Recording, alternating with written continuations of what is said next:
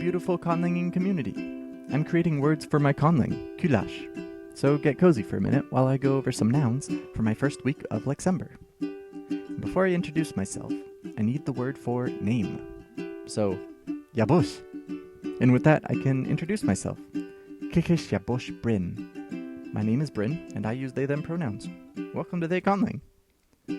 For our next words, we're talking about family, so a good place to start would be with mother and father. So I'll stick with the very common cross-linguistic tendency of using labials, giving us mañón and pañón.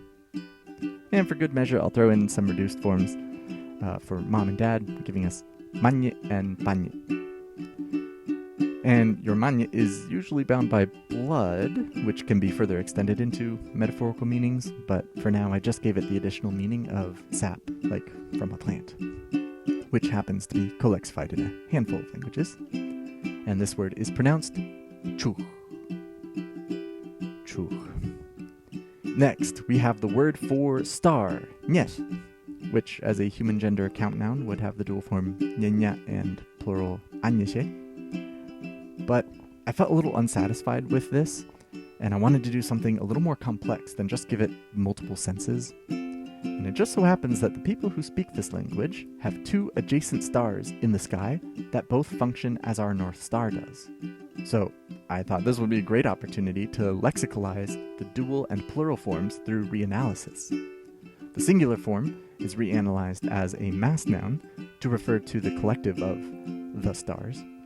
And then the old dual form, because of the association and importance of those two stars with navigation, the dual form niña gets used as a term for a guide or a pole. And this is a human gender count noun again, so it would have morphological number. So we'll say that the dual form, because of its history, remains identical to the singular, but the plural is going to add the regular G suffix, giving us niñaji.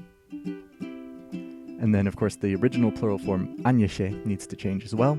So we'll say it becomes a mass noun for constellations, perhaps due to its prevalence in storytelling. And for those who want a little more detail, I made a tiny timeline here.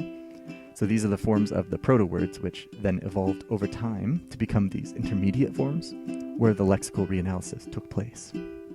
So now these are three separate lexemes that then evolve into the modern entries that we looked at before. So thank you all for providing me with precious caso in your busy days, in these wonderful times we live in. I hope we become good lichamache in the weeks to come. Like and subscribe for more, and I'll see you next week with some verbs. Stay cozy.